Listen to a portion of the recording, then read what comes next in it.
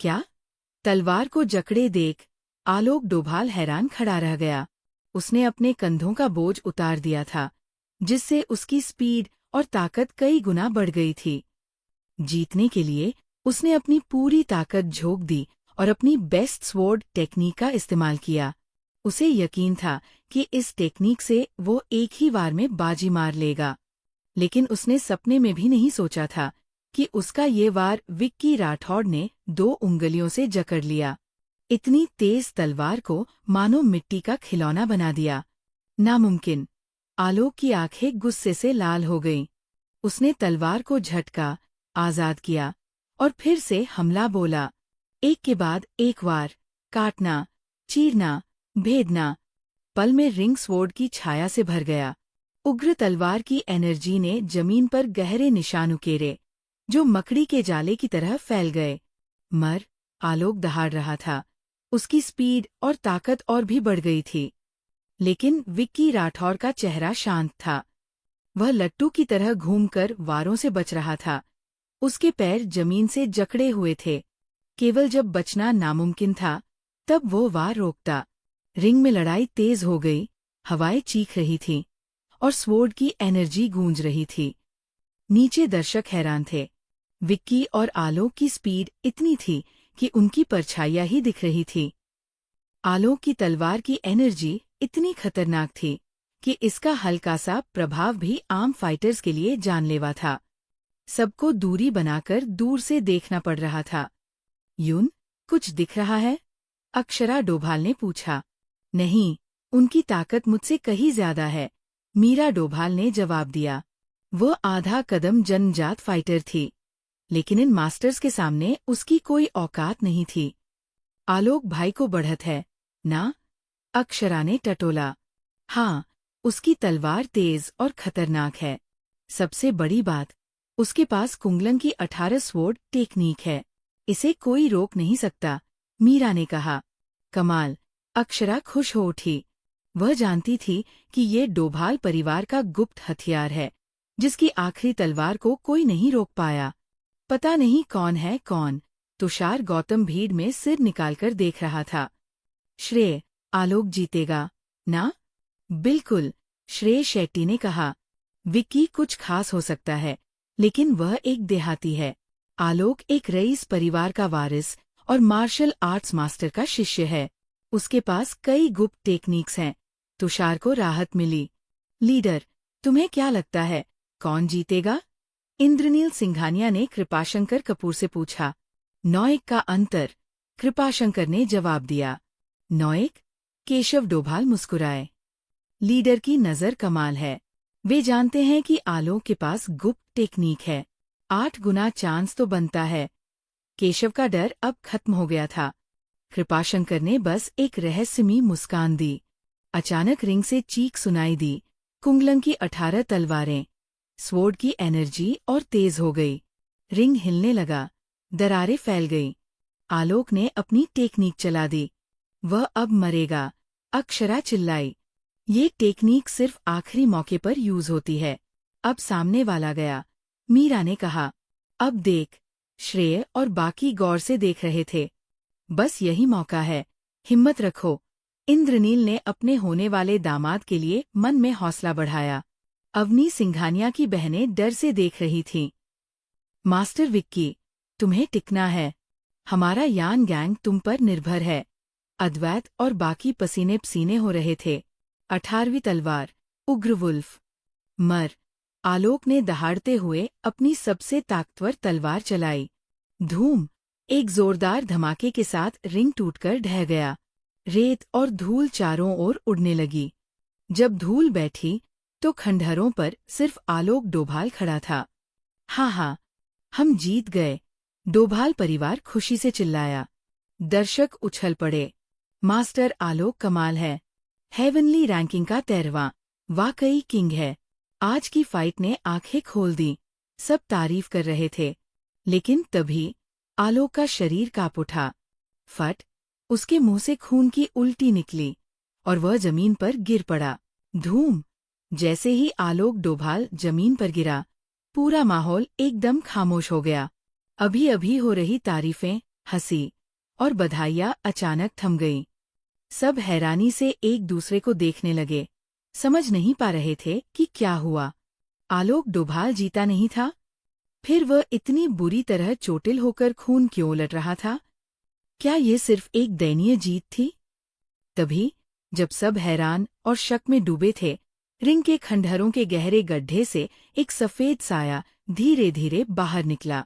जैसे ही वो साया आगे बढ़ा, आसपास उड़ती धूल अपने आप हटने लगी, मानो कोई जादू हो, और एक रास्ता बन गया। आखिरकार वह साया हाई प्लेटफॉर्म पर रुका। उसका सुंदर चेहरा सबके सामने साफ दिखाई दिया। ये था विक्की राठौड़। गंभीर रूप से घायल आलोक को देखते हुए विक्की अपनी जेब में हाथ डाले गर्व से खड़ा था। चेहरा इतना शांत कि मानो उसने कोई मामूली काम किया हो। उस पल दर्शक हैरानी और अविश्वास से स्तब्ध थे। उन्हें लगा था कि आलोक जीत गया, लेकिन पलक झपकते ही नतीजा पूरी तरह पलट गया। आलोक घायल होकर गिरा था, जबकि विक्की बिना किसी खरोंच के खड़ा था। जीत हार साफ थी। कैसे मुमकिन है? आलोक हार गया? हेवनली रैंकिंग का 13वां जीनियस, जालंधर मार्शल आर्ट्स का सुपरस्टार, एक अनजान शख्स से हार गया? इस लड़के का बैकग्राउंड क्या है? इसने मास्टर आलोक को इतनी बुरी तरह हराया? कितना खतरनाक! छोटी सी खामोशी के बाद माहौल फट पड़ा। सब हैरान थे। विक्की को ऐसे देख रहे थे जैसे वह कोई मॉन्स्टर हो। यकीन करना मुश्किल था, लेकिन नतीजा सामने था। डोभाल परिवार का गर्व, आलोक, सचमुच हार गया था, वो भी बुरी तरह। नहीं, नामुमकिन। आलोक भाई इस लड़के से कैसे हार सकते हैं?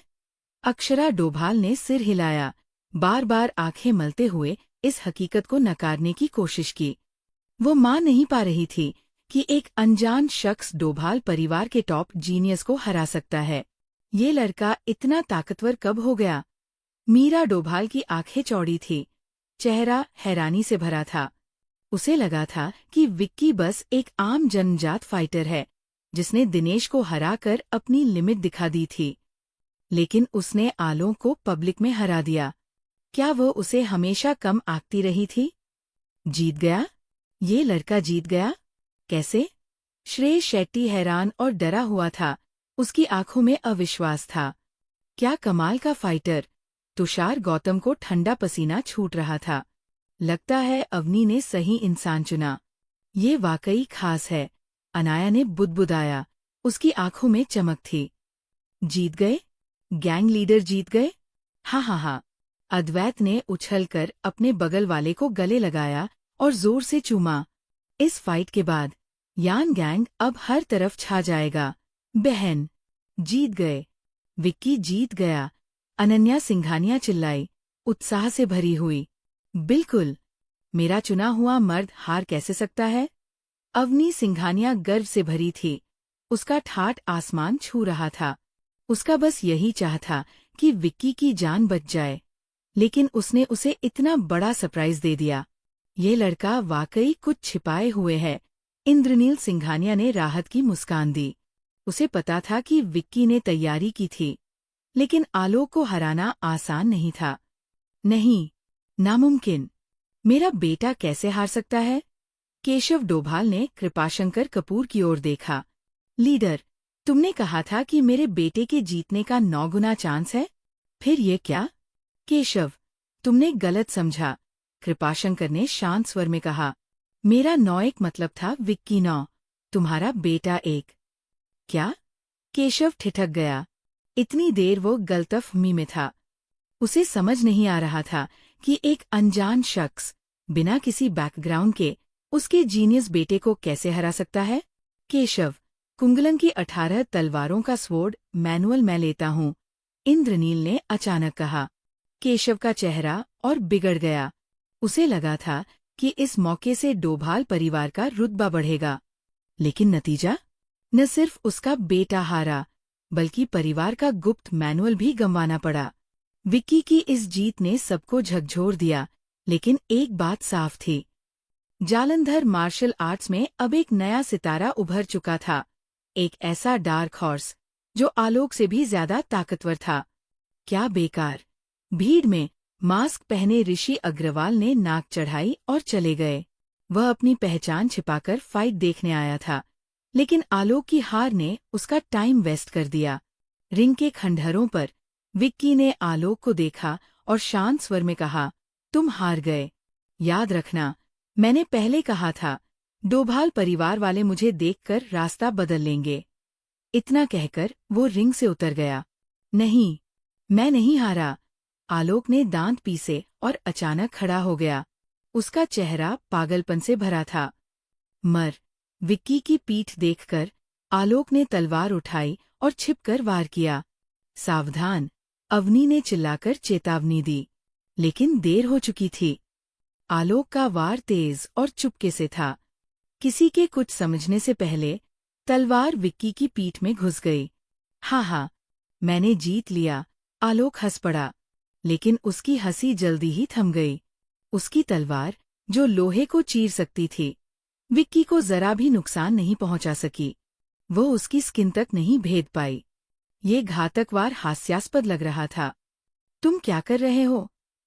विक्की ने पलटकर ठंडे स्वर में पूछा। रिंग की फाइट खत्म हो चुकी थी, फिर भी छिपकर वार? क्या डोभाल परिवार इतना नीचे गिर सकता है? मर। आलोक ने सारी ताकत तलवार में झोंक दी, लेकिन वह विक्की की डिफेंस नहीं तोड़ सका। तलवार इतने प्रेशर से धनुष की तरह मुड़ गई। जिद्दी। विक्की ने ठंडी सांस ली और एक मुक्का आलोक के पेट में मारा। धूम। एक धमाके के साथ आलोक का दांतियन टूट गया। वो सैंडबैग की तरह 10 मीटर दूर उड़कर दर्शकों में जा गिरा, खून उलटते हुए। आलोक का दांतियन टूटने की खबर ने डोभाल परिवार को गुस्से से भर दिया। धूम। छिपकर वार करने में नाकाम आलोक डोभाल विक्की राठौर के एक मुक्के से उड़कर गिरा। वह ठीक केशव डोभाल के पैरों के पास जा गिरा। अपने बेटे को पेट से खून बहता और सांसें टूटती देख केशव गुस्से से चिल्लाया, हैवान, तुमने मेरे बेटे को इतनी बुरी तरह घायल किया? कितना नीच इंसान हो! क्या तुम्हें दिखाई नहीं देता? उसने अभी छिपकर वार किया था। मैंने तो बस अपनी रक्षा में जवाब दिया, विक्की ने शांत स्वर में कहा। बकवास! केशव ने गुस्से से दहाड़ा। जीत हार तय नहीं हुई थी। तुमने खुद अपनी पीठ दिखाई, फिर छिपकर वार की बात कहाँ से आई? हालांकि उसका बेटा गलत था, लेकिन वह इसे कबूल नहीं कर सकता था। अच्छा, अगर तुम कहते हो कि जीत हार तय नहीं हुई, तो मेरे सामान्य वार में क्या दिक्कत है? विक्की ने पलटकर सवाल किया। दिक्कत साफ है, तुमने जानबूझकर चोट पहुंचाई। केशव का चेहरा गुस्से से तमतमाया हुआ था। रिंग के नियम कहते हैं, फाइट में जिंदगी और मौत किस्मत तय करती है। तुम्हारा बेटा घायल हुआ क्योंकि उसकी स्किल्स कम थी। डोभाल परिवार एक प्राचीन मार्शल आर्ट्स खानदान है। क्या तुम हार बर्दाश्त नहीं कर सकते? विक्की ने तंज कसा। तुम! केशव गुस्से से कांप उठा। जुबान तेज है।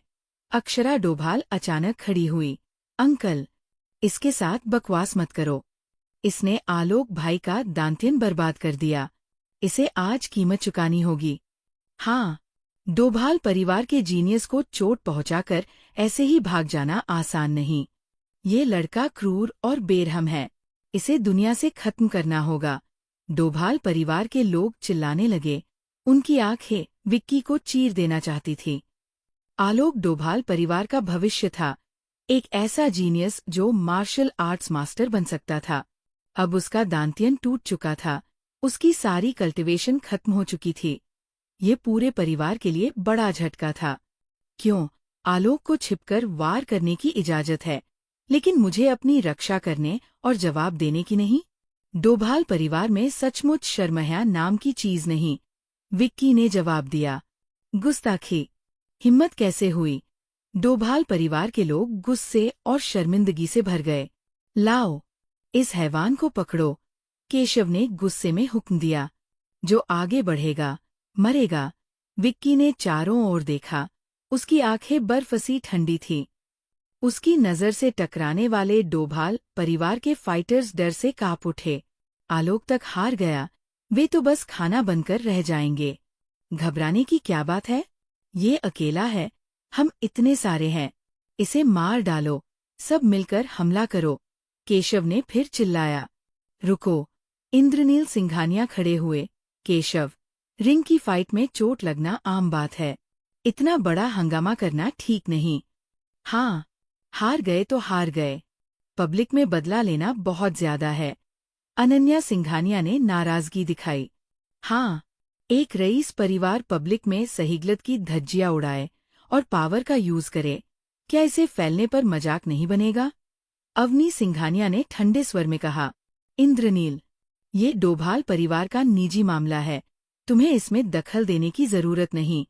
केशव ने भौहें चढ़ाई। सच कहूं, विक्की हमारा मेहमान है। आज अगर उसे नाइंसाफी झेलनी पड़ी तो सिंघानिया परिवार चुप नहीं बैठेगा। इंद्रनील ने शांत स्वर में कहा। मेरे बेटे का दांतियन टूटा है। ये खून का बदला है। क्या तुम सचमुच इस गंदे पानी में उतरना चाहते हो? केशव का चेहरा और सख्त हो गया। केशव, सहीगलत सबने देखा है। अगर तुम जिद पर अड़े तो लोग नाराज हो जाएंगे। इंद्रनील ने चेतावनी दी। आज यहाँ बड़े बड़े लोग, पावरफुल फिगर्स और मार्शल आर्ट्स मास्टर्स मौजूद थे। अगर डोभाल परिवार ने बदला लिया तो उनकी इज्जत मिट्टी में मिल जाएगी। बस, बहुत हुआ। चुप रहे। कृपाशंकर कपूर ने आखिरकार मुंह खोला। केशव, दुनिया के नियम तोड़ने नहीं चाहिए। रिंग में उतरे हो तो जिंदगी मौत तुम्हारी काबिलियत तय करती है। लेकिन मेरा बेटा। केशव कुछ कहना चाहता था, लेकिन कृपाशंकर की ठंडी नजर ने उसे रोक दिया। क्या तुम दुनिया की नाराजगी मोल लेना चाहते हो? नहीं, ऐसा नहीं। केशव ने दांत पीसे और सिर झुका लिया। कृपाशंकर का रुतबा इतना बड़ा था कि डोभाल परिवार उनकी बराबरी नहीं कर सकता था। केशव, अपने बेटे को जल्दी डोडा वैली ले जाओ। अगर डिवाइन डॉक्टर हुआ ने हाथ लगाया तो शायद बच जाए। कृपाशंकर ने सलाह दी। कोई आओ, कार तैयार करो। केशव ने बिना देर किए आलोक को गोद में उठाया और मार्शल आर्ट्स एरिना से बाहर भागा। डोभाल परिवार के बाकी लोग पीछे पीछे दौड़े। बदले से ज्यादा जरूरी आलोक को बचाना था। यंग मैन, क्या तुम मेरे साथ थोड़ा वक्त दे सकते हो? कृपाशंकर ने विक्की की ओर देखा और मुस्कुराया। ये मेरे लिए सम्मान है। विक्की ने सिर हिलाया और कृपाशंकर के साथ बाहर चला गया। उनके जाते ही माहौल गर्म हो गया। लोग आपस में फुसफुसाने और चर्चा करने लगे। आज की फाइट कमाल थी। ट्विस्ट पे ट्विस्ट। हाँ, हेवनली रैंकिंग का 13वां आलोक एक अनजान शख्स से हार गया। अपनी आंखों से न देखता तो यकीन न करता। इस फाइट के बाद यान गैंग का लीडर रातों रात स्टार बन जाएगा। युवा और टैलेंटेड इंसान को ऐसा ही होना चाहिए। काश ऐसा जीनियस हमारी किंग्यू सेक्ट में शामिल हो। सपने मत देखो। ये लड़का किफेंग सेक्ट के लिए बुक है। चाहे कितनी कीमत चुकानी पड़े, मैं इसे शिष्य बनाऊंगा। हाँ, क्या तुम श्वानवु सेक्ट को हवा समझते हो? सब देर कर चुके हो। पुराना लीडर अभी हरकत में आ चुका है। कमाल, ये बूढ़ा लोमड़। अब क्या खड़े हो? पीछे भागो। बातचीत के बीच कई मार्शल आर्ट सेक्ट्स के लीडर्स और एल्डर्स ने रिएक्ट किया और अपने लोगों के साथ बाहर दौड़े। उन्हें डर था कि कहीं देर न हो जाए। विक्की जैसा टैलेंटेड मॉन्स्टर किसी भी सेक्ट के लिए सोने की खान था। अगर उसे ट्रेन किया जाए तो मार्शल आर्ट्स मास्टर बनना तय था। इसलिए चाहे जो हो, उन्हें ये मौका चाहिए था। ये चैलेंज स्टॉर्म विक्की की जीत के साथ खत्म हुआ। आलोक की जीनियस वाली इमेज पूरी तरह कुचल गई। डोभाल परिवार ने हार बर्दाश्त न करके अपनी इज्जत गंवा दी और जालंधर मार्शल आर्ट्स में उनका रुतबा तेजी से गिरा। दूसरी ओर विक्की, इस डार्क हॉर्स ने डोभाल परिवार को स्टेपिंग स्टोन बनाकर रातों रात स्टार बन गया। इस फाइट के बाद यान गैंग की फेम दूर दूर तक फैल गई। हर तरफ से हीरोज और मास्टर्स इसमें शामिल होने लगे। पल में यान गैंग की ताकत तेजी से बढ़ी। भले ही ये मशहूर सेक्ट्स जितना बड़ा न हो, लेकिन प्रांतीय राजधानी में ये अब एक बड़ी ताकत थी। वक्त के साथ ये और मजबूत होगा। डोभाल परिवार के गेट के बाहर एक मेबैक ने इंजन स्टार्ट किया और दरवाजे से पीछा कर रही भीड़ को चकमा देकर तेजी से निकल गई। शुक्र है मैं जल्दी निकला, वरना तुमसे 2 बातें करने का टाइम भी न मिलता। कृपाशंकर कपूर ने पीछे मुड़कर गेट पर गुस्साए मार्शल आर्ट्स वालों को देखा और मन ही मन अपनी दूरदर्शिता की तारीफ की। इतना सीरियस तो नहीं है ना? विक्की राठौड़ को कुछ समझ नहीं आया। हाँ, लगता है तुम्हें नहीं पता कि तुम कितने कीमती हो। कृपाशंकर ने मुस्कुराकर सिर हिलाया। तुमने आलोक डोभाल को हराकर अपनी ताकत और टैलेंट साबित कर दिया। जालंधर मार्शल आर्ट्स में नई जनरेशन में सिर्फ 5 लोग ही तुमसे टक्कर ले सकते हैं। अब पता नहीं कितने बड़े बड़े सेक्ट्स तुम्हें अपने साथ जोड़ना चाहते हैं। सचमुच मुसीबत है। पहले पता होता तो मैं लो प्रोफाइल रखता। विक्की ने हल्की सांस ली। उसने आलोक को सिर्फ इसलिए चैलेंज किया था ताकि डोभाल परिवार को चेतावनी दे सके कि वे उससे पंगा न लें। उसे क्या पता था कि डोभाल परिवार अपनी ताकत दिखाने के लिए इतने सारे लोगों को बुलाएगा। नतीजा? उल्टा उनके पैरों पर कुल्हाड़ी मारी और विक्की एक फाइट में फेमस हो गया। तुम कमाल के लड़के हो। लोग फेमस होने के लिए तरसते हैं और तुम इससे भाग रहे हो। कृपाशंकर ने हंसा। फेम कोई खाने की चीज नहीं।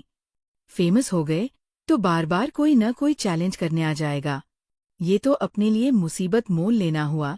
विक्की ने सिर हिलाया। इतनी कम उम्र में फेम और पावर को इतना हल्के में लेना, तुम्हारा ये टेम्पर वाकई रेयर है। कृपाशंकर की आंखों में तारीफ बढ़ गई। लीडर, प्लीज मेरी तारीफ मत करो। मैं बस एक आम इंसान हूँ, कोई बड़े सपने नहीं। कुछ कहना है तो सीधे कहो। विक्की ने बात बदल दी। ठीक है, फिर मैं छिपाता नहीं। कृपाशंकर ने सिर हिलाया और सीधे मुद्दे पर आया। दरअसल मैंने तुम्हें प्राइवेट बात के लिए बुलाया है। वो है मार्शल आर्ट्स कॉन्फ्रेंस की वजह से। Martial arts conference? विक्की थोड़ा हैरान हुआ। जालंधर और किरणपुर हर 3 साल में एक मार्शल आर्ट्स कॉन्फ्रेंस होती है।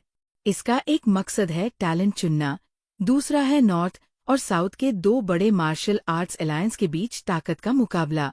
इस गेम का नतीजा अगले 3 साल तक दोनों अलायंस की डेवलपमेंट तय करता है। जो साइड जीतेगी वो ऑर्डर दे सकती है और ज्यादा रिसोर्सेज ले सकती है। तो मैं चाहता हूँ कि तुम जालंधर मार्शल अलायंस की तरफ से किरणपुर मार्शल अलायंस के खिलाफ फाइट करो। कृपाशंकर ने गंभीरता से कहा। मुझसे क्यों? जालंधर में ढेर सारे मार्शल आर्ट्स मास्टर्स हैं, ताकतवर लोग जंगल की तरह हैं। मैं एक जूनियर अलायंस की तरफ से फाइट करने के काबिल कैसे? विक्की को हैरानी हुई। पहला, तुम काफी ताकतवर हो और मैं तुम्हें पसंद करता हूँ। दूसरा, पार्टिसिपेंट्स की उम्र 38 से ज्यादा नहीं होनी चाहिए। तीसरा, कॉन्फ्रेंस में हर साइड के पास 5 स्लॉट्स हैं और आलोक उनमें से एक था। लेकिन अब तुमने उसे बुरी तरह घायल कर दिया तो तुम्हें उसकी जगह लेनी होगी। कृपाशंकर ने मुस्कुराकर कहा। क्या? विक्की का चेहरा ठहर गया। उसे नहीं पता था कि आलोक को हराने से ऐसी मुसीबत आ जाएगी। यंग मैन, ये एक शानदार मौका है। कॉन्फ्रेंस में पार्टिसिपेट करने वालों को ढेर सारे रिवॉर्ड्स मिलते हैं। अगर तुम चैंपियन बने तो और कमाल। मार्शल अलायंस तुम्हारी एक विश फ्री में पूरी करेगा। पैसा, पावर, खजाना, औरतें, जो चाहो मिलेगा। कृपाशंकर ने लालच देना शुरू किया। एक विश पूरी? विक्की ने ठुड्डी छुई, सोच में पड़ गया। उसे पैसे पावर की परवाह नहीं थी, लेकिन उसे 2 टॉप ग्रेड एलिक्सर की जरूरत थी। मार्शल अलायंस की मदद से उन्हें ढूंढना आसान हो सकता था। यंग मैन, जो चाहिए बोल दो, शर्माओ मत। कृपाशंकर ने मौके का फायदा उठाया। लीडर, क्या तुमने मिलेनियम ग्रीन लोटस और 7 क्लर्ड गैनोडर्मा के बारे में सुना है? विक्की ने अचानक पूछा। मिलेनियम ग्रीन लोटस का तो नहीं सुना, लेकिन 7 क्लर्ड गैनोडर्मा किसके पास है ये मुझे पता है। कृपाशंकर ने कहा। कौन है वो? विक्की की आंखें चमक उठीं। अभी के लिए सीक्रेट। कृपाशंकर ने जानबूझकर टाला और बोला, अगर तुम जालंधर मार्शल अलायंस की तरफ से फाइट करो तो जीतो या हारो, मैं तुम्हें सच बता दूंगा। तो मेरे पास कोई चॉइस नहीं? विक्की ने कड़वी हंसी हंसी। ठीक है, बस कुछ फाइट्स ही तो है, मैं मान लेता हूँ। ताकत से सॉल्व होने वाली प्रॉब्लम्स कोई प्रॉब्लम नहीं थी। कमाल, तो बात पक्की। कृपाशंकर ने हल्के से मुस्कुराया। लीडर, तुम रिटायर हो चुके हो, फिर भी मार्शल अलायंस की फिक्र क्यों करते हो? विक्की थोड़ा हैरान था। भले ही मैं अब अलायंस में नहीं हूँ, मेरा दिल अभी भी वहाँ है। और वैसे भी अभी का अलायंस लीडर मेरा सबसे बड़ा शिष्य है। उसके लिए टैलेंट क्यों न ढूंढूं? कृपाशंकर ने हंसकर कहा। लीडर की ईमानदारी की मैं कदर करता हूँ। विक्की ने हाथ जोड़े। बस तारीफ बंद करो। कहाँ जाना है? मैं तुम्हें ड्रॉप कर देता हूँ। यान गैंग वापस। दोपहर में फुयुन माउंटेन, डोडा वैली के अंदर। आलोक डोभाल जेड बेड पर पड़ा था। उसका चेहरा पीला था और पूरा शरीर पसीने से तर। कई सारे सफेद कपड़ों वाले फार्मासिस्ट्स उसकी चोटों का इलाज कर रहे थे। केशव डोभाल पास खड़ा था, बेहद परेशान, लेकिन इलाज में डिस्टर्ब करने के डर से चुप रहा। काफी देर बाद आलोक का घाव सिल दिया गया और बैंडेज कर दिया गया। एल्डर विष्णुकांत, मेरे बेटे की हालत कैसी है? इलाज पूरा होते ही केशव ने पूछा। शुक्र है, टाइम पर लाए। तुम्हारे बेटे की जान बच गई है। एल्डर विष्णुकांत ने आस्तीन से पसीना पोंछा। शानदार। केशव ने राहत की सांस ली, लेकिन जल्दी ही पूछा, जान तो बच गई, लेकिन उसकी मार्शल आर्ट्स कल्टिवेशन का क्या? कोई असर पड़ेगा? यही मेन प्रॉब्लम है। एल्डर विष्णुकांत ने सांस ली और बोला, तुम्हारे बेटे का दांत्यन बुरी तरह डैमेज है, इसे ठीक करना मुश्किल है। उसकी मार्शल आर्ट्स कल्टिवेशन को रिस्टोर करना नामुमकिन है। क्या? ऐसा कैसे हो सकता है? केशव का चेहरा सफेद पड़ गया। एल्डर विष्णुकांत, तुम्हारी मेडिकल स्किल्स कमाल की है। कोई रास्ता निकालो, चाहे कितना खर्चा हो। डोभाल परिवार तैयार है। केशव, मेरी काबिलियत सीमित है, मैं सचमुच कुछ नहीं कर सकता। एल्डर विष्णुकांत ने सिर हिलाया। तुम नहीं कर सकते तो डिवाइन डॉक्टर हुआ का क्या? प्लीज उन्हें बुलाओ, केशव ने घबराते हुए कहा। वैली मास्टर रिट्रीट में है, किसी से नहीं मिलते। और अगर वे खुद दांत्यन रिपेयर भी करें तो खोई हुई कल्टिवेशन वापस नहीं आएगी। सब कुछ स्क्रैच से शुरू करना होगा। एल्डर विष्णुकांत ने लाचारी दिखाई। स्क्रैच से शुरू? केशव का चेहरा और पीला पड़ गया, मानो बिजली गिरी हो। उसके बेटे ने 20 साल से ज्यादा मेहनत की थी, तब जाकर आज की पोजीशन हासिल की थी। अब स्क्रैच से शुरू करने का मतलब था कि सब बर्बाद हो गया। डैड। तभी आलोक ने आंखें खोली और कमजोर स्वर में बोला, जल्दी, मेरे मास्टर, ग्रैंड मास्टर जियांग को ढूंढो। अब वही मुझे बचा सकते हैं। ये सुनते ही केशव की आंखें चमक उठीं। हाँ, मैं भूल ही गया कि ग्रैंड मास्टर जियांग है। मैं अभी कांटेक्ट करता हूँ। ग्रैंड मास्टर जियांग जालंधर के 5 बड़े मास्टर्स में से एक थे। उनकी पावर जबरदस्त थी। वे कुछ भी कर सकते थे। अगर वे आए तो हालात जरूर बदल सकते थे। विक्की राठौड़, जब मेरे मास्टर आएंगे मैं तुम्हें टुकड़े टुकड़े कर दूंगा। आलोक ने गुस्से से दहाड़ा, लेकिन ज्यादा जोर लगाने की वजह से खून की उल्टी करके बेहोश हो गया। रात के वक्त यान लॉन्ग मार्शल आर्ट स्कूल की दूसरी मंजिल के ऑफिस में। मास्टर विक्की, तुमने आज कमाल कर दिया। न सिर्फ डोभाल परिवार का मुंह काला किया, बल्कि हमारे यान गैंग को जालंधर में फेमस कर दिया। अब गैंग में 1000 से ज्यादा लोग तुम्हारी तारीफ करते नहीं थकते। अद्वैत ने विक्की के लिए चाय डाली और तरह तरह से उसकी तारीफ की, खुशी और उत्साह से भरा हुआ। पहले वह डर में था कि अगर विक्की हार गया तो डोभाल परिवार बदला लेगा, लेकिन उसे क्या पता था कि उसका गैंग लीडर इतना दमदार होगा। जब कोई उस पर भरोसा नहीं कर रहा था, तब उसने आलोक डोभाल को हरा दिया। इस एक फाइट ने उसे स्टार बना दिया। बस, ये बात तुम 800 बार बोल चुके, कुछ नया बोलो, विक्की ने बेसब्री दिखाई। जब से वो लौटा, अद्वैत ने हर तरह से उसकी तारीफ की थी। दिमाग में जितने तारीफ के शब्द थे, सब निकाल दिए। उसकी चापलूसी देखकर लगता था कि वो प्यार में पड़ गया हो। नया सुनना है? कोई प्रॉब्लम नहीं। अद्वैत ने दांत दिखाए और बोला, मास्टर विक्की, तुम्हें नहीं पता, तुम्हारी जीत के बाद ढेर सारे टैलेंटेड लोग हमारे यान गैंग में ज्वाइन करने आए हैं। मैंने टेस्ट किया, ये लोग कमाल के स्किल्स वाले हैं। थोड़ी ट्रेनिंग के बाद ये गैंग की रीढ़ बन जाएंगे। मुझे यकीन है, अगर यही मोमेंटम रहा तो 3 साल में हमारा यान गैंग प्रांतीय राजधानी का सबसे बड़ा गैंग होगा। ये सुनकर विक्की ने सिर हिलाया। हाँ, ये अच्छी खबर है, लेकिन याद रखो, यान गैंग में क्वालिटी चाहिए, न कि क्वांटिटी। जिनका कैरेक्टर खराब हो, उन्हें मत लेना। यान गैंग जितना बेहतर होगा, उतना विक्की को फायदा होगा। लेकिन ब्लाइंडली एक्सपैंड नहीं करना, स्टेप बाय स्टेप जाना होगा, वरना अंदरूनी बवाल हो सकता है। अरे, टेंशन मत लो, मास्टर विक्की, मुझे ये काम आता है। इंसान है या भूत, मैं एक नज़र में बता देता हूँ। अद्वैत ने कॉन्फिडेंस से मुस्कुराया। दुनिया में इतने साल घूमने के बाद लोगों को परखने में वो गलती नहीं करता था। वैसे, किलर को ढूंढना टॉप प्रायोरिटी है, इसमें ढील मत देना, विक्की ने फिर चेताया।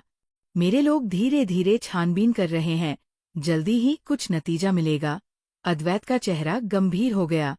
ठीक है, जैसे ही कोई खबर मिले, मुझे तुरंत बताना। अब तुम जाओ, अपने काम देखो, विक्की ने सिर हिलाया।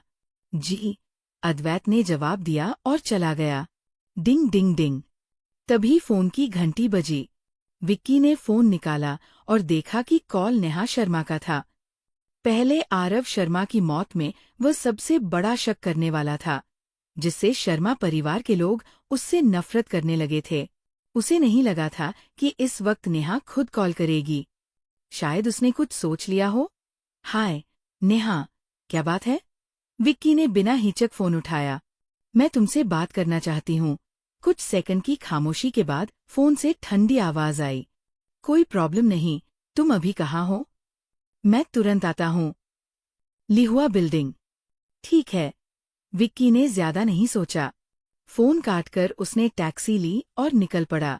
आधे घंटे से कम में वह लिहुआ बिल्डिंग पहुंच गया।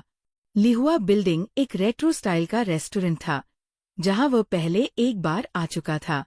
लेकिन वहां आमतौर पर बिजनेस नहीं होता और ये काफी सुनसान लगता था। दरवाजे से अंदर जाते ही विक्की ने नेहा को कोने में बैठे देखा। वह दोनों हाथों से चाय का कप पकड़े खोई खोई बैठी थी।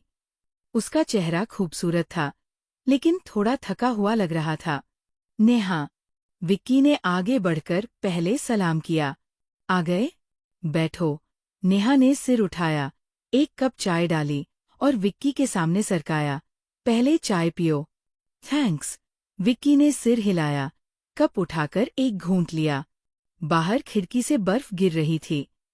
शुक्र था, रेस्टोरेंट के अंदर गर्माहट थी और गर्म चाय ने ठंड को जल्दी ही भगा दिया। लेकिन दोनों के बीच का माहौल थोड़ा अजीब था। नेहा, तुमने मुझे बुलाया, अपने भाई की बात के लिए, ना? विक्की ने खामोशी तोड़ी। हाँ, वही बात है। नेहा ने सिर हिलाया और तुरंत पूछा, आज सुबह मेरे भाई का बॉडी चोरी हुआ। क्या वो तुमने किया? हाँ, मैंने। विक्की ने इनकार नहीं किया, बल्कि समझाया, आरव की मौत में कई शक हैं, इसलिए मैंने ये कदम उठाया।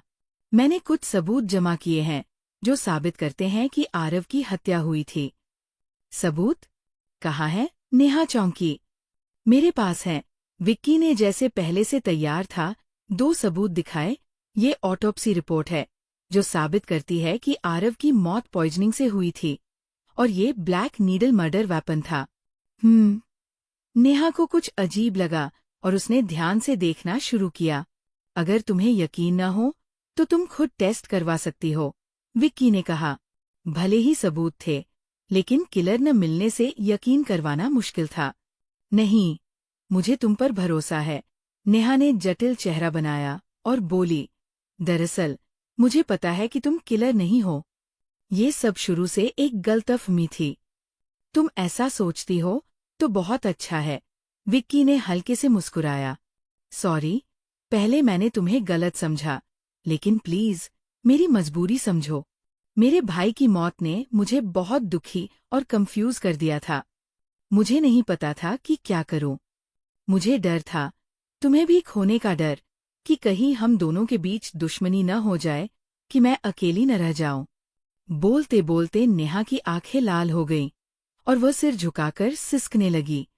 उसकी आंसुओं भरी शक्ल देखकर तरस आ रहा था।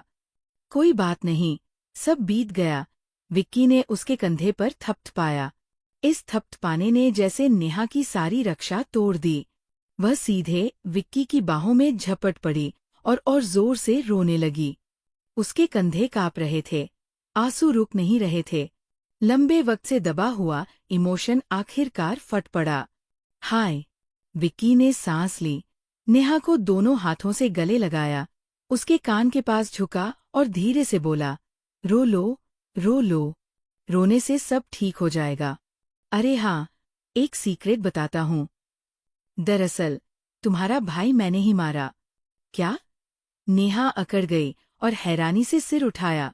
तुमने क्या कहा? साफ नहीं सुना?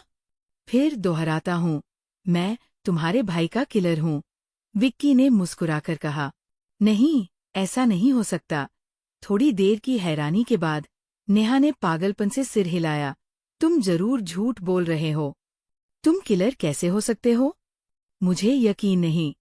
तुम्हें इतना दुखी रोते देख मुझे तुमसे झूठ बोलने का मन नहीं हुआ, तो मैंने सच बता दिया, विक्की ने शांत स्वर में कहा। विक्की, मजाक मत करो, तुम ऐसे इंसान नहीं हो। नेहा ने इनकार किया। तुम्हें लगता है तुम मुझे जानती हो? विक्की ने सवाल किया। तो फिर अभी तुमने सबूत क्यों दिखाए? नेहा ने भौहें चढ़ाई। वो तो मैं तुम्हें चिढ़ा रहा था, लेकिन अब मेरा इंटरेस्ट खत्म हो गया, तो मैंने सच बोल दिया। विक्की ने कंधे उचकाए। तुम सचमुच मेरे भाई के किलर हो? नेहा का चेहरा गुस्से से लाल हो गया। हाँ, मैं ही किलर हूँ। अब तुम क्या करोगी? विक्की ने आधी मुस्कान के साथ कहा। मैं तुम्हें मार डालूंगी। नेहा गुस्से में आग बबूला हो गई। उसने एक छोटा चाकू निकाला और विक्की की गर्दन पर वार किया। थप्पड़। विक्की ने कोई रहम नहीं दिखाया और एक थप्पड़ मारकर नेहा को जमीन पर गिरा दिया। उसके हाथ से चाकू छिटककर गिर गया। तुम... नेहा का चेहरा मार से टेढ़ा हो गया। वो खड़ी होने ही वाली थी कि विक्की ने उसकी गर्दन पकड़कर उसे दीवार से सटा दिया। ओह! नेहा को सांस लेने में दिक्कत होने लगी। उसकी गर्दन तुरंत लाल हो गई। वह जितना छटपटाई, उतना ही बेकार। वह हाथ लोहे की जकड़ जैसा था। इतनी कम ताकत के साथ तुम अपने भाई का बदला कैसे लोगी? विक्की ने एक हाथ से नेहा को ऊपर उठा लिया। क्यों? क्यों? नेहा हैरान थी। उसने सपने में भी नहीं सोचा था कि विक्की अचानक इतना गुस्सा हो जाएगा और पुरानी दोस्ती को बिल्कुल नजरअंदाज कर देगा। उसकी ठंडी आंखों में मर्डरस इंटेंट की झलक थी। क्यों? ये सवाल तुम्हें खुद से पूछना चाहिए। विक्की ने ठंडी सांस ली। मेरे सामने ऐसी बचकानी चालें चलना मजेदार लगता है? क्या तुम्हें अपनी जिंदगी प्यारी नहीं? तुम क्या बोल रहे हो? क्या तुम पागल हो गए? नेहा हैरान और डरी हुई थी। इनकार कर रही हो? ठीक है, फिर धीरे धीरे खेलते हैं। विक्की ने ठंडी मुस्कान दी और हाथ बढ़ाया। क्लिक की आवाज के साथ नेहा के कपड़े फट गए, जिससे उसकी आकर्षक फिगर सामने आ गई, जो बेहद खूबसूरत थी। तुम क्या कर रहे हो? नेहा शर्मा का चेहरा बदल गया और वो पागलपन से छटपटाने लगी। उसकी हरकतों से उसकी फिगर और आकर्षक लग रही थी। तुम्हें खेलना पसंद है, ना? तो मैं तुम्हारे साथ आखिरी दम तक खेलूंगा। विक्की राठौर का चेहरा बेपरवाह था। पागल, अभी रुक जाओ। नेहा ने गुस्से से चिल्लाया। अभी भी एक्टिंग? तुम्हारे चेहरे की स्किन तो उतर गई। क्या तुम्हें एहसास नहीं हुआ? विक्की ने कहा। क्या? नेहा की आंखें सिकुड़ गई और उसने अनजाने में अपना चेहरा छूने के लिए हाथ बढ़ाया, लेकिन आधे रास्ते में उसे कुछ समझ आया। चेहरा खराब हो या न हो, उसकी हरकत ने पहले ही उसकी पोल खोल दी थी। मुझे लगा मेरी एक्टिंग स्किल्स कमाल की हैं, लेकिन तुमने इतनी जल्दी पकड़ लिया। नेहा ने देखा कि उसकी पोल खुल गई है, तो उसने छिपना बंद किया। उसने कान के पास हाथ ले जाकर जोर से खींचा। एक ह्यूमन स्किन मास्क तुरंत उतर गया। नेहा गायब हो गई और उसके बदले एक अनजान औरत का चेहरा सामने आया। औरत दिखने में ठीक थी, लेकिन उसका रंग बीमार सा पीला था। खासकर उसकी आंखें, जहरीली और खतरनाक, एकदम खतरनाक औरत की तरह। तुम कौन हो? नेहा बनकर क्यों ड्रामा कर रही हो? विक्की ने ठंडे स्वर में पूछा। अगर तुम चाहते हो कि मैं तुम्हारे सवाल का जवाब दूं, तो पहले ये बताओ कि तुमने मेरी पोल कैसे पकड़ी? औरत को थोड़ा कौतूहल हुआ। उसकी डिस्गाइज स्किल्स उसके मास्टर से मिली थी। वह न सिर्फ अपनी हड्डियां आसानी से बदल सकती थी, बल्कि लोगों के दिलों को भी जल्दी समझ लेती थी, जिससे वो बेहतर नकल कर पाती थी। 100% न सही, कम से कम 90% तो थी ही। इस लेवल पर करीबी रिश्तेदारों के लिए भी कम वक्त में फर्क समझना मुश्किल था। उसे समझ नहीं आ रहा था कि विक्की ने मुलाकात होते ही सच झूठ कैसे पकड़ लिया। तुम्हारी डिस्गाइज स्किल्स वाकई कमाल की है। चेहरा देखकर कोई कमी नहीं दिखती, लेकिन तुम कुछ बातें भूल गई, विक्की ने कहा। पहला, नेहा कभी परफ्यूम नहीं यूज करती, लेकिन तुम्हारे शरीर से हल्की सी खुशबू आ रही थी। दूसरा, नेहा का जिद्दी स्वभाव है, वो आसानी से किसी पर भरोसा नहीं करती। मेरे सबूतों से उसे कन्विंस करना मुश्किल था। तुमने अभी जो ड्रामा किया, वो जरूरत से ज्यादा इमोशनल था। साफ था कि तुम मेरा डिफेंस कम करने की कोशिश कर रही थी। और आखिरी, तुम्हारी हैंडेडनेस। शायद तुमने ध्यान नहीं दिया, तुमने चाय अपने लेफ्ट हैंड से पी, जो नेहा के बिल्कुल उलट है। अगर सिर्फ एक शक होता तो मैं पक्का न होता, लेकिन इतने सारे शक एक साथ? ये साबित करता है कि तुम फेक हो। विक्की ने ठंडे स्वर में औरत की कमियां गिनाई। दरअसल एक और शक था जो उसने नहीं बताया। कुछ वक्त पहले उसने ऐसा ही कुछ फेस किया था, इसलिए वह ज्यादा सतर्क था। हाँ, तुम्हारी नजर इतनी तेज होगी, सोचा न था। इतने छोटे डिटेल्स को भी पकड़ लेते हो, कमाल है। औरत ने हंसा। आज के बाद उसे डिटेल्स पर और काम करना होगा। अब तुम्हारी बारी। तुम कौन हो? नेहा बनकर क्यों ड्रामा कर रही हो? विक्की ने पूछा। सच बताओ, मैं लॉर्ड ब्लैकविच की दूसरी शिष्या हूँ, आशना। औरत ने शांत स्वर में कहा। मैं यहाँ अपने मास्टर के ऑर्डर पर आई हूँ, तुम्हें रिक्रूट करने। मेरे मास्टर तुम्हें बहुत पसंद करते हैं, इसलिए तुम्हें उनका शिष्य बनने का मौका देना चाहते हैं। लॉर्ड ब्लैकविच? विक्की की आंखें सिकुड़ गईं। सॉरी, मुझे कोई इंटरेस्ट नहीं। विक्की, ये एक शानदार मौका है। मेरे मास्टर आसानी से शिष्य नहीं लेते। उनका ध्यान तुम पर है, ये तुम्हारा सम्मान है। बेहतर होगा कि तुम मना न करो, आशना ने चेतावनी दी। अगर मैं मना करूं, तो? विक्की ने पूछा। तो तुम्हारी औरत शायद कल तक जिंदा न बचे, आशना ने कहा और ताली बजाई। तुरंत कुछ नकाबपोश औरतें दूसरी मंजिल से नीचे आईं, बंधी हुई नेहा शर्मा को पकड़े हुए। नेहा के मुंह में कपड़े का गोला ठूंसा था। वो सिर्फ देख सकती थी, बोल नहीं सकती। विक्की को देखकर वो पहले चौंकी, फिर पागलपन से सिर हिलाने लगी, जैसे उसे भागने का इशारा दे रही हो। विक्की का चेहरा सख्त हो गया, उसकी आंखों में मर्डरस इंटेंट झलकने लगा। नकली बनने के बाद भी किडनैप करने की हिम्मत? ये उसकी लिमिट क्रॉस कर रहा था। विक्की, तुम्हारी औरत मेरे हाथ में है। दोस्त बनना है या दुश्मन, ये तुम्हारे चॉइस पर डिपेंड करता है, आशना ने मजाकिया अंदाज में मुस्कुराया। छोड़ो। विक्की ने अचानक अपनी उंगलियों से जोर लगाया, जो आशना की स्किन में गहरे धंस गया। आशना खांसने लगी, उसका चेहरा लाल हो गया और माथे पर नसें उभर आईं। विक्की, मैं चेतावनी दे रही हूँ, कोई हरकत मत करना। अगर तुमने मुझे चोट पहुंचाई, तो तुम्हारी औरत मेरे साथ मरेगी, आशना ने सख्ती से कहा। छोड़ो। नकाबपोश औरतों ने चाकू निकालकर नेहा की गर्दन पर रख दिए। तेज ब्लेड ने स्किन काट दी और खून की बूंदें टपकने लगी। उनकी मुद्रा साफ थी। अगर विक्की ने कोई हरकत की, तो नेहा को तुरंत मार दिया जाएगा। विक्की ने भौहें चढ़ाई और आखिरकार अपना हाथ ढीला कर दिया। सामने वाले ज्यादा थे, और वह नेहा की जिंदगी को रिस्क नहीं ले सकता था। ये सही है, आशना ने अपनी गर्दन मरोड़ी, जैसे वो जीत की पक्की हो। विक्की, मेरे मास्टर का तुम पर ध्यान जाना तुम्हारा सम्मान है। अगर तुम हाँ कर दो, तो हम सब फैमिली बन जाएंगे। लेकिन अगर तुमने मना किया, तो न सिर्फ तुम मरोगे, बल्कि तुम्हारे आसपास के हर शख्स को मरना होगा। इतना क्रूर होना जरूरी है? विक्की ने ठंडे चेहरे से कहा। हमारा मकसद यही है। तुम जैसा जीनियस अगर हमारे साथ नहीं तो उसे खत्म कर देना ही बेहतर, आशना ने कहा। तुम लोग? तुम मुझे मार सकती हो? विक्की ने पूछा। हाँ हाँ, मुझे पता है तुम ताकतवर हो, लेकिन मैं तैयार होकर आई हूँ। आशना ने ठंडी हंसी हंसी और बोली, जो चाय तुमने अभी पी, उसमें मैंने शेंशन पाउडर मिलाया था। ये पॉइजन बिना रंग और गंध का है। एक बार लग गया तो पूरा शरीर कमजोर और सुन्न हो जाता है। तुम अपनी ट्रू एनर्जी भी यूज नहीं कर पाओगे। अब तक तो इसका असर शुरू हो गया होगा ना? Sanction powder? विक्की का चेहरा बदल गया। शेंशन पाउडर दुनिया की टॉप 10 मेडिसिन्स में से एक था। ये इंसानों को नुकसान नहीं पहुंचाता, लेकिन मार्शल आर्ट्स वालों का दुश्मन है। ये ट्रू एनर्जी को सील कर देता है और मसल्स को सॉफ्ट कर देता है। ये दो खूबियां किसी को भी हताश करने के लिए काफी थी। ये मेडिसिन लगभग गायब हो चुकी थी, लेकिन आशना के पास थी।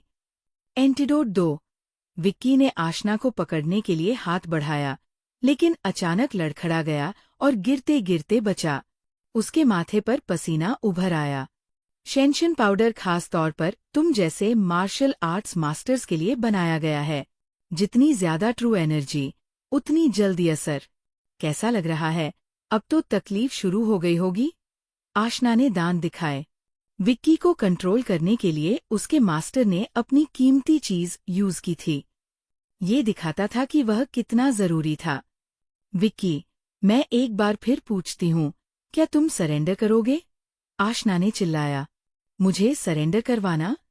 सपने देख रही हो? विक्की ने अपने कांपते शरीर को संभाला। अभी भी जिद? क्या तुम्हें मौत से डर नहीं लगता? आशना का चेहरा सख्त हो गया। वह पहले ही नाराज हो चुकी थी। अगर मास्टर उसे इतना वैल्यू न करते, तो वो अब तक विक्की को मार चुकी होती। इतनी बातचीत की जरूरत ही न पड़ती। शेंशन पाउडर भले ही पावरफुल हो, लेकिन मेरे पास अभी भी तुम्हारे साथ मरने की ताकत है, विक्की ने ठंडे स्वर में कहा। तुम? आशना गुस्से से तिलमिला उठी। वह नेहा पर कुछ करने ही वाली थी कि एक खूबसूरत फिगर दूसरी मंजिल से नीचे उतरी। सीनियर सिस्टर, ये लड़का बहुत जिद्दी है। शायद सख्ती से काम न बने। मुझे उससे बात करने दो। आकांक्षा नेगी ने अपनी सेक्सी कमर मटकाते हुए विक्की के सामने कदम रखा। जूनियर सिस्टर, क्या तुम इसे मना सकती हो? आशना ने भौहें उठाईं। सीनियर सिस्टर, क्या तुम भूल गई कि मैं किस चीज में बेस्ट हूँ? आकांक्षा ने हल्के से मुस्कुराया। ठीक है, तुम ट्राई करो। आशना ने सिर हिलाया।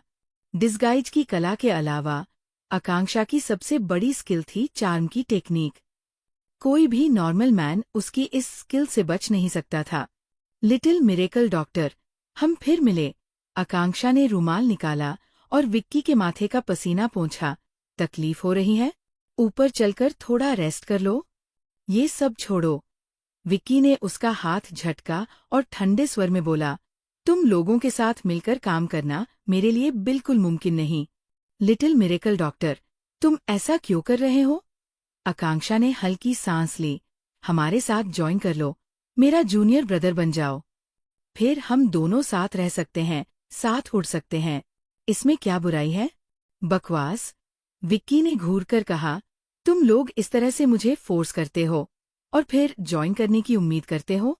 ये बस एक सपना है। मुझे पता है, आज का हमारा बिहेव थोड़ा रेकलेस था, लेकिन मेरी मजबूरी है। तुम मुझे इतने पसंद हो, तुम्हारे लिए मैं कुछ भी कर सकती हूँ। आकांक्षा ने मुस्कुराकर कहा। अगर ऐसा है तो पहले आशना को मार दो। विक्की ने ठंडी हंसी हंसी। कोई प्रॉब्लम नहीं। आकांक्षा ने हल्के से मुस्कुराया, फिर अचानक चाकू निकाला और पीछे मुड़कर आशना के सीने में घोंप दिया। ओह! आशना ठिठक गई।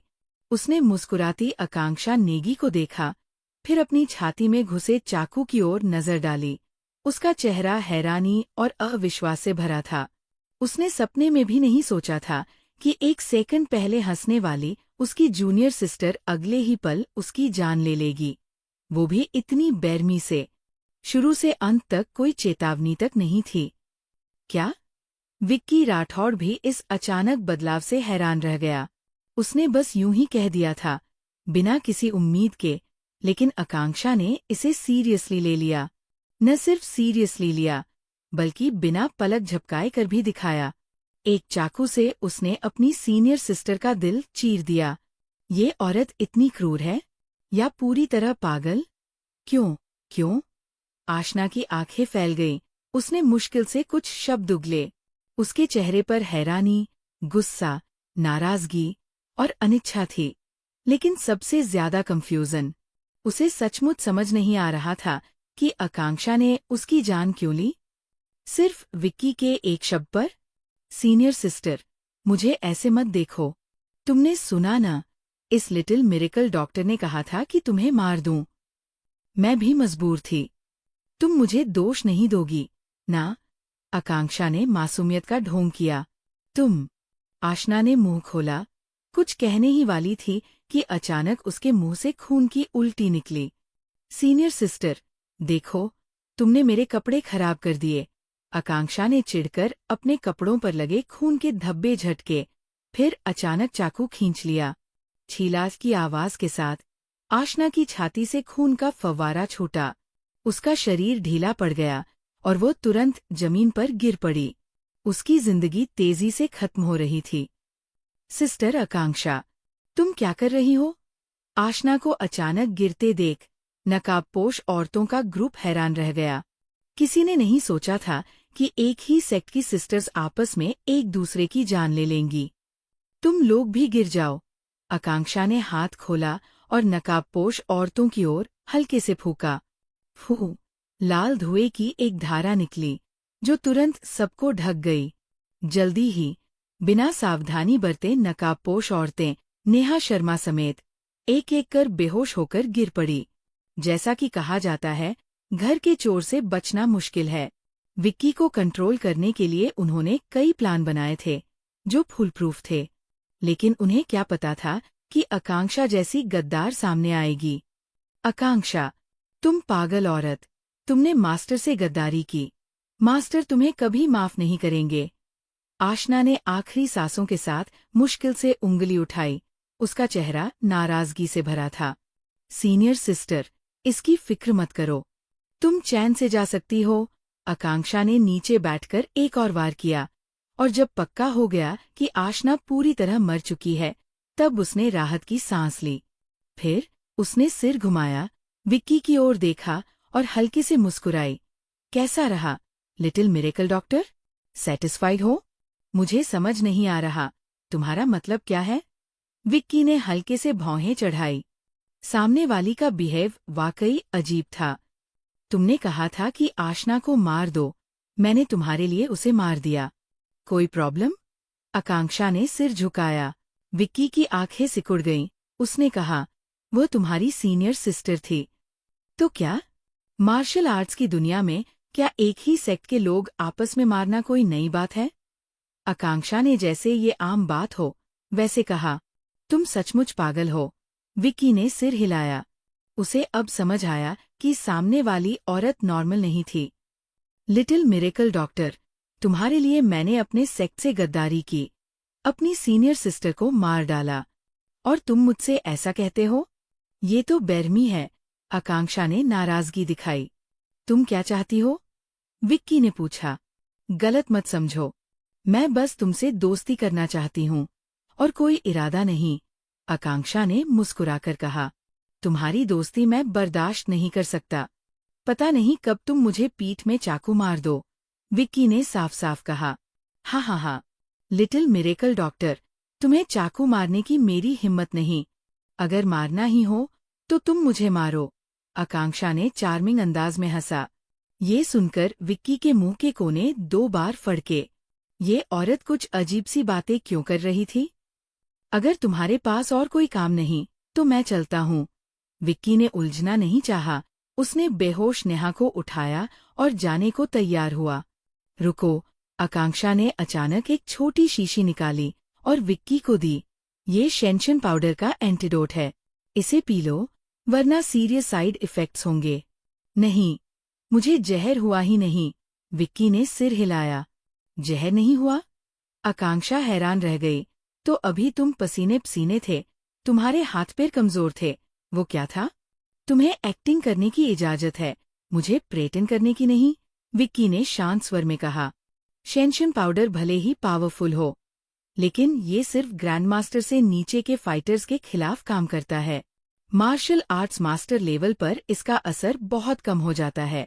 बाकी बचा पॉइजन भी आसानी से निकाला जा सकता है। लिटिल मिरेकल डॉक्टर, तुमने तो कमाल कर दिया। इतना अच्छा छिपाया कि मुझे भी चकमा दे दिया। थोड़ी हैरानी के बाद आकांक्षा ने आंखें मटकाई। अगर मुझे पता होता कि तुम्हें जहर नहीं हुआ तो मैं इतना बड़ा रिस्क लेकर अपनी सीनियर सिस्टर को क्यों मारती? ये तो खुद को फंसाना हुआ। तुम्हारी मदद का मैं कदर करता हूँ। इस बार मैं तुम्हारा एक एहसान मानता हूँ। विक्की ने बात बदली। चाहे जो हो, सामने वाली ने उसकी मदद की थी और एंटीडोट भी ऑफर किया। ये एहसान उसे मानना था। हाँ, तुम्हारे ये शब्द सुनकर मेरा दिल हल्का हो गया। आकांक्षा ने संतुष्ट होकर मुस्कुराया। फिर बोली, वैसे जाने से पहले तुम्हें मुझे एक बार और चाकू मारना होगा। तुम्हें चाकू मारूं? क्यों? विक्की हैरान था। पूरा ड्रामा करना है। मेरी सीनियर सिस्टर और बाकी सब मर चुके हैं। अगर मैं बिना खरोंच के रही तो मास्टर को क्या जवाब दूंगी? तो प्लीज मेरी मदद करो, मेरे दिल में चाकू मार दो। आकांक्षा ने अपना कोट खोला, अपनी शानदार फिगर दिखाते हुए। इतना जरूरी है? विक्की ने भौहें चढ़ाई और बोला, लॉर्ड ब्लैकविच कोई अच्छा इंसान नहीं है। वैसे भी तुम्हारे शरीर के पॉइजन्स इंसेक्ट्स निकल चुके हैं, तुम अब उसके कंट्रोल में नहीं हो। फिर भी तुम खतरे में क्यों पड़ना चाहती हो? लिटिल मिरेकल डॉक्टर, तुम मेरी इतनी फिक्र करते हो, ये नहीं सोचा था। आकांक्षा ने होंठ मोड़े और मुस्कुराकर बोली, टेंशन मत लो, मैं ठीक रहूंगी। सही वक्त आने पर मैं खुद निकल जाऊंगी, लेकिन अभी नहीं। मैं बस तुम्हें चेता रहा हूँ। फैसला तुम्हारा है। विक्की ने ज्यादा जोर नहीं दिया। चलो, मेरे दिल में चाकू मारो, एक यादगार के लिए। आकांक्षा ने दोनों हाथ फैलाए, जैसे वो पूरी तरह उसके हवाले हो। विक्की लाचार था। उसने छोटा चाकू उठाया और उसकी छाती में मार दिया। ये वार बहुत सावधानी से किया गया, जो नाजुक हिस्सों को छुए बिना सिर्फ सतह को चोटिल करता था। हिस, सचमुच दर्द हो रहा है। आकांक्षा ने सांस खींची। बेवजह चाकू खाने में दर्द तो होगा ही। विक्की ने एक पिल निकाली, उसे दी और बोला, ये एनर्जी और ब्लड पिल है, इससे तुम जल्दी ठीक हो जाओगी। इसे ले लो। Thanks, little miracle doctor. Akanksha ने मीठे अंदाज में मुस्कुराया, फिर जैसे कुछ याद आया, अचानक बोली, वैसे कुछ दिन बाद चाइनीज न्यू ईयर है ना? सिंघानिया परिवार को बोलो कि सावधान रहें। इस बार उनका न्यू ईयर अच्छा नहीं होगा। मेरे मास्टर, लॉर्ड ब्लैकविच, प्रांतीय राजधानी पहुंच चुके हैं और शायद खुद एक्शन लेंगे। समझ गया। रिमाइंडर के लिए थैंक्स। विक्की ने सोचते हुए सिर हिलाया। इतने वक्त तक छिपे रहने के बाद क्या लॉर्ड ब्लैकविच आखिरकार सामने आएगा? लगता है सिंघानिया परिवार को खबर करके पहले से तैयारी करनी होगी। अगली सुबह शर्मा ग्रुप के ऑफिस में नेहा शर्मा जब धीरे से होश में आई तो उसने खुद को ऑफिस के सोफे पर लेटा पाया। उस पर एक मोटा कंबल डला था और टेबल के पास एक गर्म दूध का कप रखा था। उसने अपने दुखते सिर को सहलाया। पिछली रात की यादें अभी भी धुंधली थी। मुंह सूखा होने की वजह से उसने जल्दी से दूध का कप उठाया और एक घूंट में पी लिया। दूध पीते ही पेट में गर्माहट फैली और उसकी शारीरिक बेचैनी थोड़ी कम हुई। नेहा, तुम जाग गई। तभी विक्की राठौड़ दरवाजा खोलकर अंदर आया, हाथ में गर्म नाश्ता लिए। तुम? नेहा ने तुरंत भौहें चढ़ाई। उसका चेहरा ठंडा पड़ गया। मुझे नहीं पता था कि तुम कहाँ रहती हो, तो मैं तुम्हें कंपनी में लाया और रात यहाँ गुजारी। विक्की ने बात करते हुए नाश्ते की थैली से सोया मिल्क, यूटियाओ, स्टीम डम्पलिंग्स और वेजिटेबल इन मीट पोरीज निकाला। मैं तुमसे पूछ रही हूँ, तुम यहाँ क्यों हो? नेहा ने ठंडे स्वर में सवाल किया। तुम्हें पिछली रात की बात याद नहीं? विक्की को थोड़ा आश्चर्य हुआ। पिछली रात? नेहा ने ध्यान से सोचा और उसके दिमाग में धीरे धीरे यादें साफ होने लगीं। उसे याद आया कि उसे बेहोश कर दिया गया था, और जब होश आया तो वह बंधी हुई थी। उसे किडनैप करने वाले विक्की को धमकाने की कोशिश कर रहे थे, लेकिन अब देखने से साफ था कि वे नाकाम रहे। याद न आए तो कोई बात नहीं, ड्रग का असर अभी पूरी तरह उतरा नहीं है, इसलिए दिमाग थोड़ा कंफ्यूज होगा। पहले कुछ खा लो। विक्की ने गर्म वेजिटेबलिन मीट पोरीज नेहा के सामने रखा। दूर हट, मुझे तुम्हारी नौटंकी की जरूरत नहीं। नेहा ने कोई कदर नहीं दिखाई। उसने पोरीज को जमीन पर गिरा दिया और ठंडे स्वर में बोली, ये मत सोचो कि तुमने कल रात मुझे बचाया तो मैं तुम्हारी शुक्रगुजार हो जाऊंगी। तुम किलर। उसका भाई कुछ दिन पहले ही मरा था। वो ऐसा नहीं कर सकती थी जैसे कुछ हुआ ही न हो। नेहा, तुम्हारे भाई की मौत का मुझसे कोई लेना देना नहीं। विक्की ने सिर हिलाया। मम्मी और बाकियों ने सब देखा है, फिर भी तुम झूठ बोल रहे हो? नेहा ने चिल्लाया। उन्होंने सिर्फ ऊपरी बात देखी, हकीकत नहीं जानते। विक्की ने गंभीरता से कहा, हाँ, मैंने आरव को पीटा था, लेकिन इसका मतलब ये नहीं कि मैं उसे मार डालूंगा। उसे पॉइजन दिया गया था, जिससे उसकी मौत हुई। किसी ने मुझे फंसाने के लिए ये सब प्लान किया, ताकि तुम और मेरे बीच फूट पड़ जाए। अच्छा, तुम कहते हो किसी ने फंसाया, सबूत कहाँ है? अपनी बेगुनाही कैसे साबित करोगे? नेहा ने पूछा। मैंने मर्डर वेपन ढूंढ लिया है, और तुम्हारे भाई की ऑटोप्सी रिपोर्ट भी मेरे पास है। ध्यान से देखो तो कुछ अजीब बातें समझ आएंगी। विक्की ने अपने साथ लाए सबूत निकाले और नेहा के सामने रखे। बस एक कागज और एक नीडल? इनके साथ तुम चाहते हो कि मैं तुम पर भरोसा करूं? क्या ये मुमकिन है?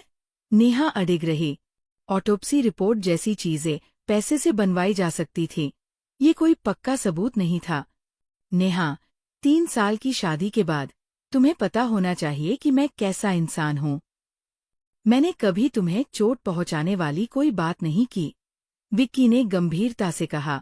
मुझे लगा था कि मैं तुम्हें अच्छे से जानती हूं, लेकिन अब मुझे एहसास हो रहा है कि मैं तुम्हें बिल्कुल नहीं समझ पाई। नेहा ने ठंडे चेहरे से कहा। जितना ज्यादा वह विक्की के करीब आई, उतना ही उसे लगा कि वह कोहरे में ढका है। चाहे जितना खोजे, वो उसकी गहराई तक नहीं पहुंच पाती थी। इस वजह से उसे बहुत असुरक्षा महसूस होती थी। नेहा, मैं कसम खा सकता हूं कि मैंने तुम्हारे भाई को नुकसान नहीं पहुंचाया। विक्की ने 3 उंगलियां उठाईं। अब ये कहने का क्या मतलब? सबको लगता है कि तुम ही किलर हो। मैं तुम्हें माफ नहीं कर सकती। अब प्लीज यहाँ से चले जाओ। नेहा ने बाहर का रास्ता दिखाया और मेहमान को निकालने का इशारा किया। उसे डर था कि अगर विक्की और बात करता रहा तो उसका यकीन डगमगा जाएगा। भले ही उसे विक्की से प्यार था, वो अपने भाई की तरफ से उसे माफ नहीं कर सकती थी। नेहा, मैं पूरी कोशिश कर रहा हूं कि किलर को ढूंढूं। मुझे थोड़ा टाइम दो, मैं अपनी बेगुनाही साबित कर दूंगा। विक्की ने वादा किया। अब जब सब हो चुका, तुम अभी भी बहाने बना रहे हो? नेहा ने दांत पीसे और बोली, अगर तुम सचमुच पछताते तो शायद कोई चांस होता, लेकिन तुम न सिर्फ जिम्मेदारी लेने से बच रहे हो, बल्कि तरह तरह की सफाई दे रहे हो। सचमुच निराशाजनक। मैं तुम्हें फिर नहीं देखना चाहती। अभी निकलो। तुम मुझ पर यकीन कैसे करोगी? विक्की ने भौहें चढ़ाई। तुम चाहते हो कि मैं तुम पर यकीन करूं? ठीक है, यहाँ से कूद जाओ, अपनी बेगुनाही साबित करो, और मैं तुम्हारी बात मान लूंगी। नेहा ने गुस्से में कहा। ये 30वीं मंजिल थी। कूदने का मतलब था चकनाचूर हो जाना। वह बस चाहती थी कि विक्की हार माने और जल्दी चला जाए। ठीक है, मैं कूदता हूँ। विक्की ने सिर हिलाया। बिना किसी हिचक के पलटा, दौड़ा, फ्लोर टू सीलिंग विंडो तोड़ी और 30वीं मंजिल से कूद गया। ओह! नेहा ठिठक गई, वहां खड़ी रह गई। कुछ देर तक कुछ समझ नहीं पाई। उसने गुस्से में बस यूं ही कह दिया था। उसे सपने में भी नहीं लगा था कि विक्की सचमुच बिल्डिंग से कूद जाएगा। विक्की! होश आने पर नेहा चिल्लाई। तेजी से टूटी खिड़की के पास दौड़ी और नीचे देखा। खिड़की के बाहर विक्की का साया कब का गायब हो चुका था। 100 मीटर की ऊंचाई से कूदने का मतलब था, इंसान हो तो मौत पक्की, हड्डियां तक नहीं बचेंगी। धूम! नेहा के घुटने कमजोर पड़ गए और वो जमीन पर गिरकर फूट फूट कर रोने लगी। ऐसा कैसे हो गया? ऐसा कैसे हो गया? विक्की, तुम इतने बेवकूफ क्यों हो? तुमने कूद क्यों लिया? अगर तुम मर गए तो मैं क्या करूं? मैं क्या करूं? नेहा जोर जोर से रो रही थी। उसे पछतावा हो रहा था कि उसने आवेश में ऐसी बात कह दी जो नहीं कहनी चाहिए थी।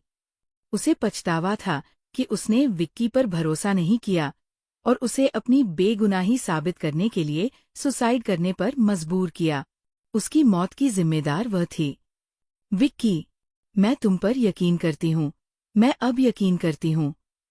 जल्दी वापस आ जाओ। प्लीज, वापस आ जाओ। नेहा इतनी टूट चुकी थी कि आंसू रुक नहीं रहे थे।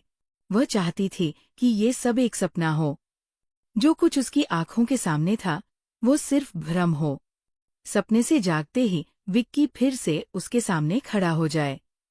सब मेरी गलती है, सब मेरी गलती है। मेरा भाई चला गया और अब तुम भी। मेरे जीने का क्या मतलब रह गया? बस रुको, मैं अभी तुम्हारे पास आ रही हूँ। नेहा लड़खड़ाते हुए खड़ी हुई और धीरे धीरे खिड़की की ओर बढ़ी। उसका खूबसूरत चेहरा दृढ़ता से भरा था।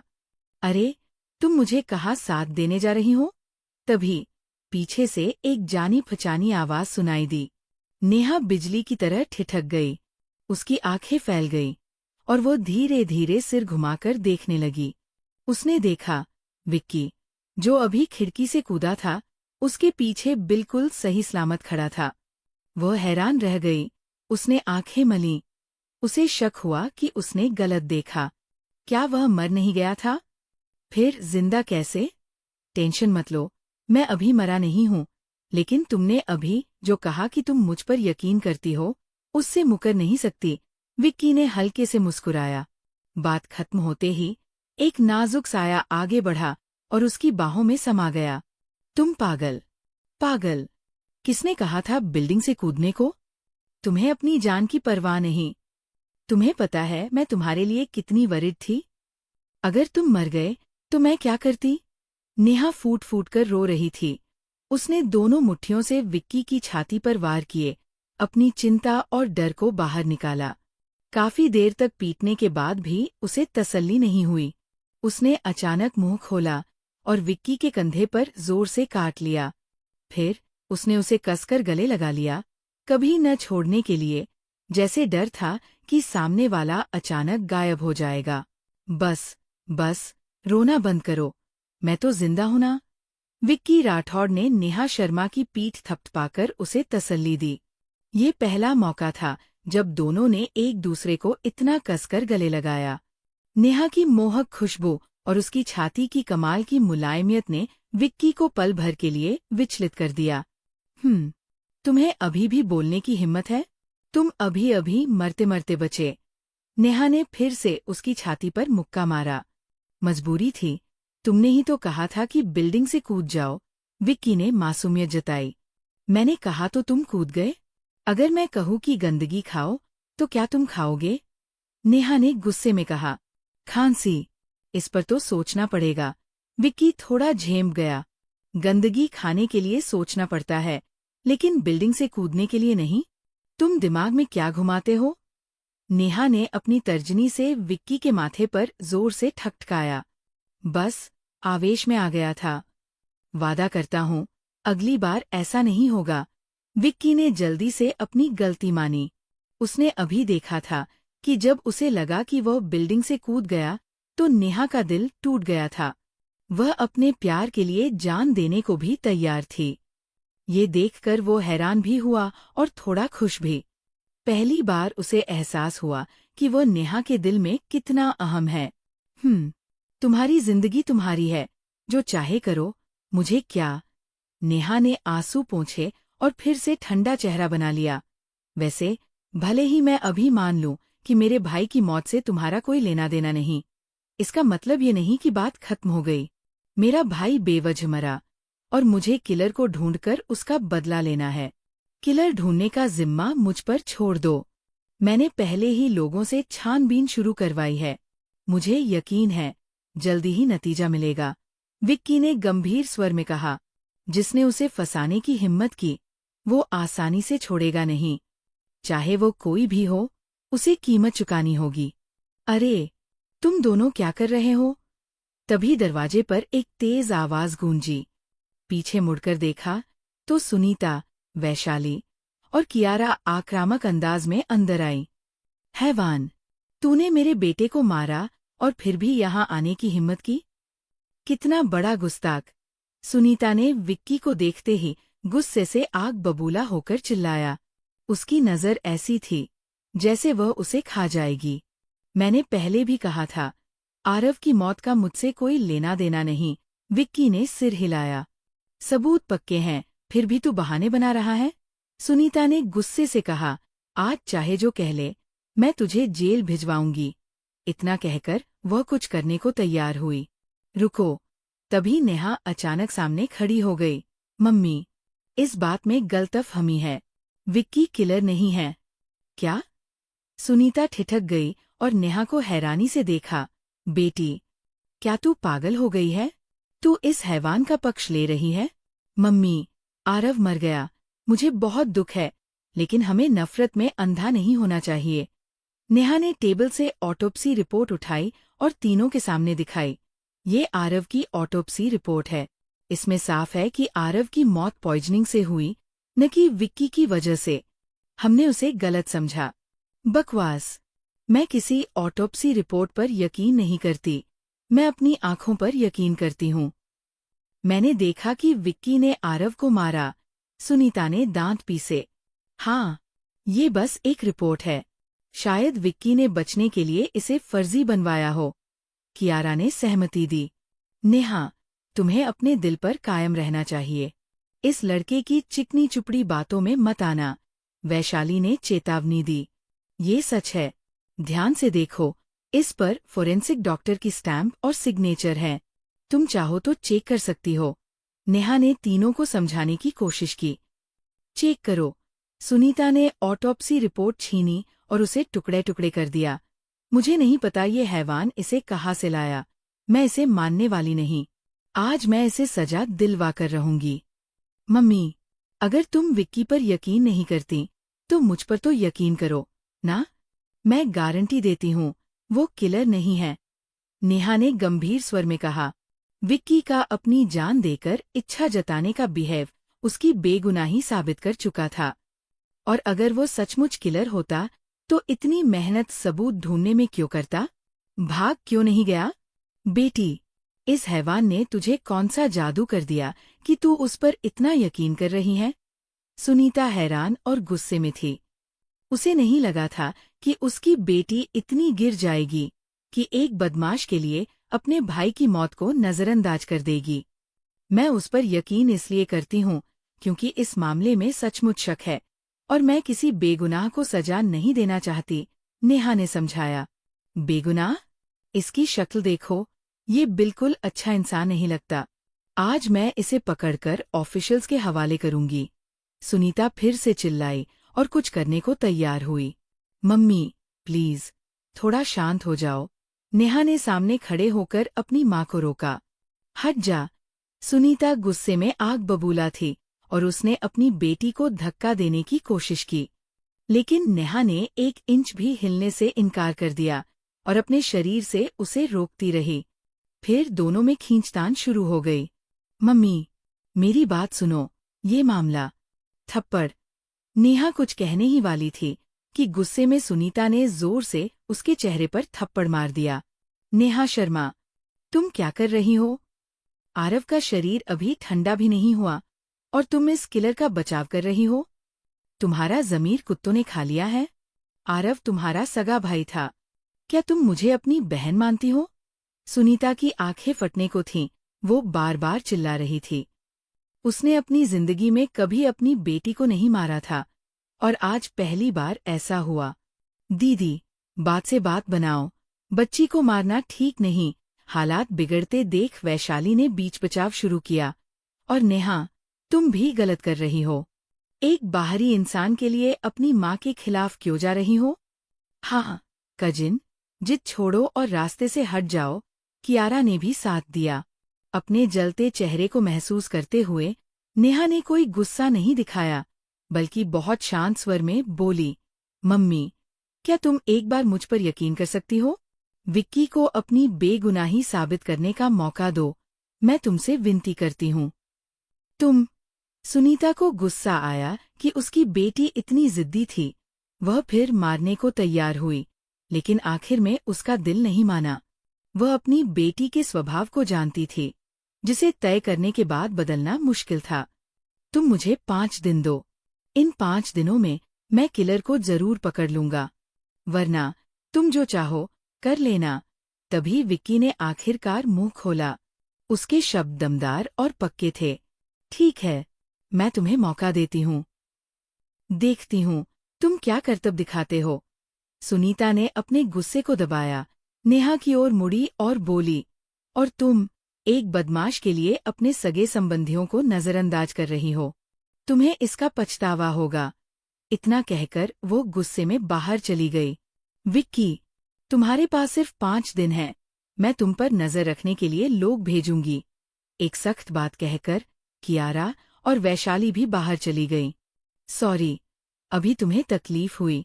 नेहा के लाल और सूजे चेहरे को देखकर विक्की को थोड़ा दुख हुआ। सुनीता का अभी का थप्पड़ हल्का नहीं था। कोई बात नहीं, नेहा ने हल्के से सिर हिलाया। अब तुम्हारे लिए सबसे जरूरी है किलर को पकड़ना, वरना मेरी मम्मी तुम्हें छोड़ेंगी नहीं। समझ गया, मैं अभी शुरू करता हूँ। विक्की ने सिर हिलाया और जल्दी से अलविदा कहकर चला गया।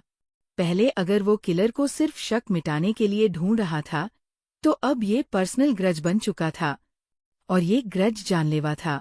डिंग डिंग। यान गैंग की ओर लौटते वक्त विक्की राठौर का फोन अचानक बजा। कॉल उठाने पर पता चला कि रोशनी चहल थी। उसने जैसे ही मुंह खोला, उसका लहजा बहुत घबराया हुआ था। अंकल, बड़ी मुसीबत हो गई। मेरे घर पर आफत आ गई। मुसीबत? क्या मुसीबत? विक्की ने हल्के से भौहें चढ़ाई। मुझे ठीक ठीक नहीं पता। बस इतना मालूम है कि बाहर ढेर सारे लोग हैं और 2 एक्सकेवेटर्स भी। लगता है मेरा घर जबरदस्ती तोड़ा जा रहा है, रोशनी ने कहा। जबरदस्ती तोड़ने की हिम्मत? ये तो हद हो गई। विक्की का चेहरा सख्त हो गया। तुम लोग थोड़ा रुको, मैं अभी आता हूँ। नहीं, वे लोग पहले ही एक्शन ले चुके हैं। बात करते करते रोशनी को कुछ दिखा और वह चिल्लाई, तुम कमीने, मेरे डैड को मारने की हिम्मत कैसे की? मैं तुमसे भिड़ जाऊंगी। रोशनी, जल्दबाजी मत कर। विक्की ने जल्दी से समझाने की कोशिश की, लेकिन रोशनी का फोन कट चुका था। साफ था कि वो खतरे में थी। विक्की ने देर न की, तुरंत गाड़ी मोड़ी और सिटी के गांव की ओर तेजी से ड्राइव किया। 20 मिनट बाद सिटी के एक गांव में एक छोटी 2 मंजिला बिल्डिंग के बाहर रोशनी दोनों हाथों से बैट पकड़े अकेली खड़ी थी। वह पसीने से तर थी, हाफ रही थी। उसका चेहरा पीला पड़ गया था और वह साफ तौर पर थक चुकी थी। उसके पैरों के पास दर्जन भर गुंडे गिरे पड़े थे। ये वे लोग थे जो उसके घर को जबरदस्ती तोड़ना चाहते थे, लेकिन उसने सबको जमीन पर लिटा दिया। एक एक करके उनकी टांगे और बाजू टूट चुके थे और वे जमीन पर कराह रहे थे। बाकी बचे गुंडे डर के मारे आगे बढ़ने की हिम्मत नहीं कर पा रहे थे। कमाल, ये लड़की इतनी खतरनाक कैसे हो सकती है? इतना मारने की ताकत। हाय, ये हाई स्कूल स्टूडेंट नहीं, बल्कि फीमेल बुली लगती है। कुछ गुंडे धीरे धीरे चिल्ला रहे थे। उनके चेहरे भले ही सख्त दिख रहे थे, लेकिन उनकी आंखों में डर साफ झलक रहा था। आम दिनों में वे अपनी ताकत और संख्या के दम पर रौब झाड़ते थे। हर काम आसानी से हो जाता था। लेकिन आज उन्हें एक सख्त टक्कर मिली। एक 17-18 साल की लड़की ने अकेले उनके दर्जन भर भाइयों को धूल चटा दी। अगर अपनी आंखों से न देखते तो उन्हें यकीन न होता कि सिटी के गांव में ऐसी जाबाज लड़की हो सकती है। अरे, तुम सब क्या खड़े हो?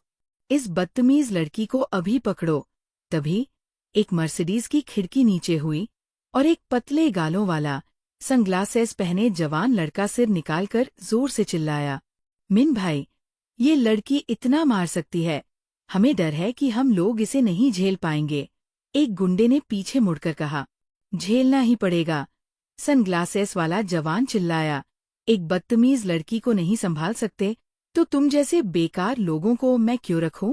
जल्दी करो। जी। कुछ गुंडों के चेहरों पर कड़वाहट थी, लेकिन वे सिर्फ सिर हिला सके। एक दूसरे को देखकर कई लोग दांत पीसकर आखिरकार आगे बढ़े। आने की हिम्मत? रोशनी ने गहरी सांस ली, बैट उठाया और सामने बढ़ी और जोर जोर से बैट चलाने लगी।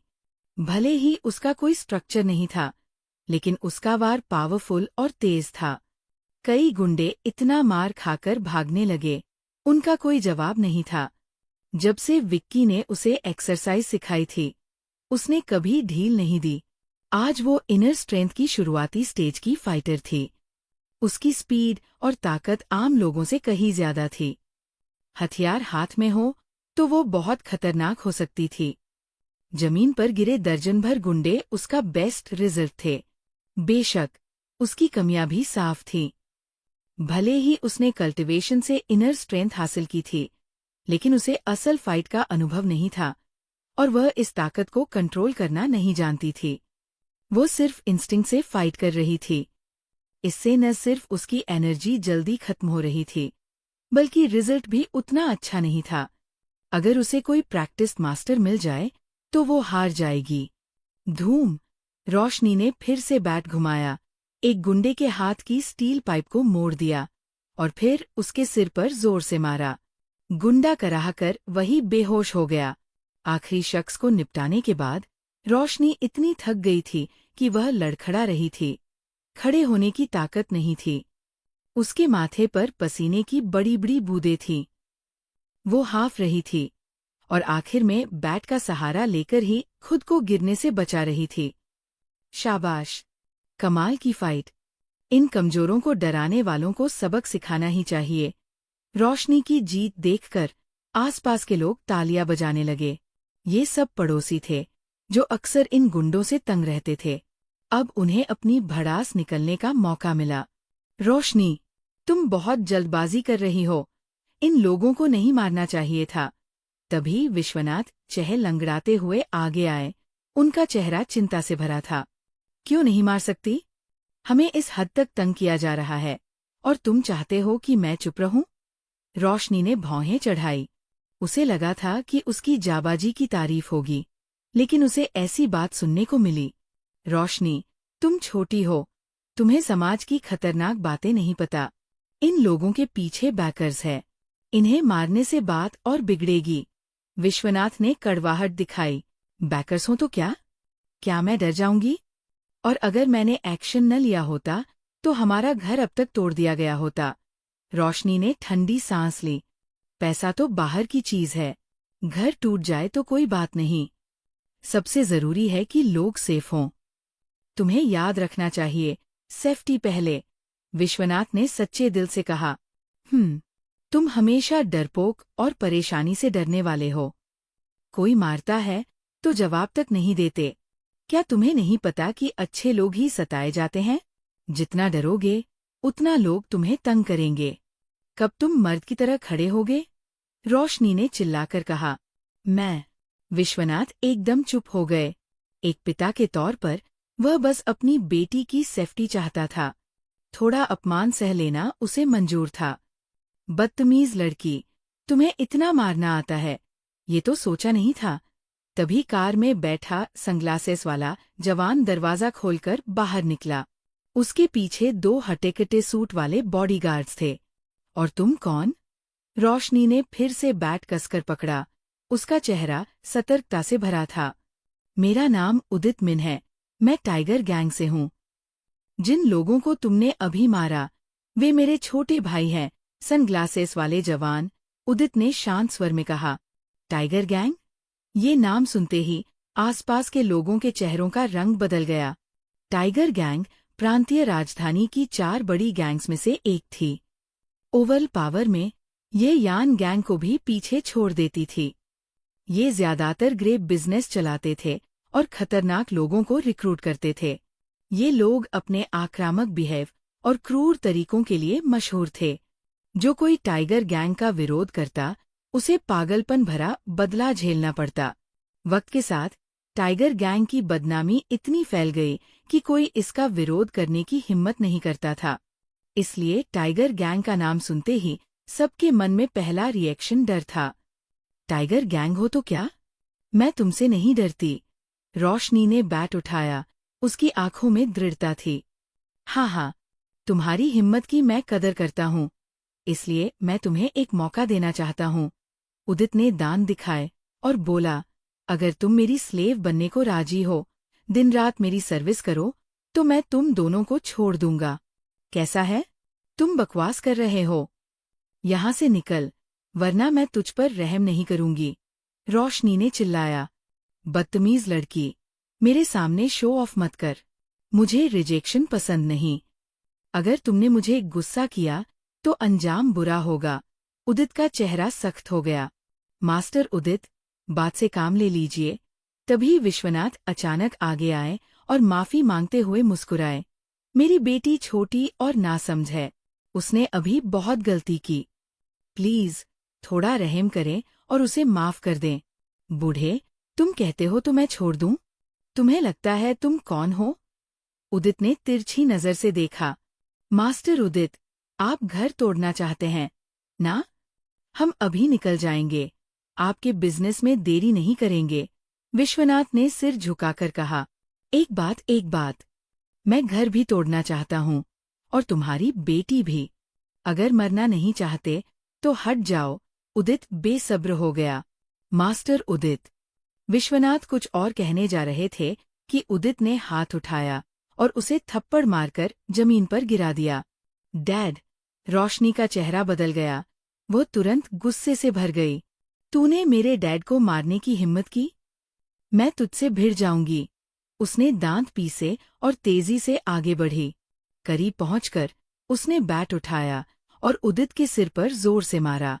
नहीं! विश्वनाथ ने चिल्लाया। जैसे ही उदित का सिर फटने वाला था, उसके बगल वाला बॉडीगार्ड अचानक आगे बढ़ा और बैट पकड़ लिया। फिर उसने हल्के से दबाया। खट! एक तेज आवाज के साथ बाजू जितना मोटा बैट तुरंत टूट गया। लकड़ी के टुकड़े जमीन पर बिखर गए।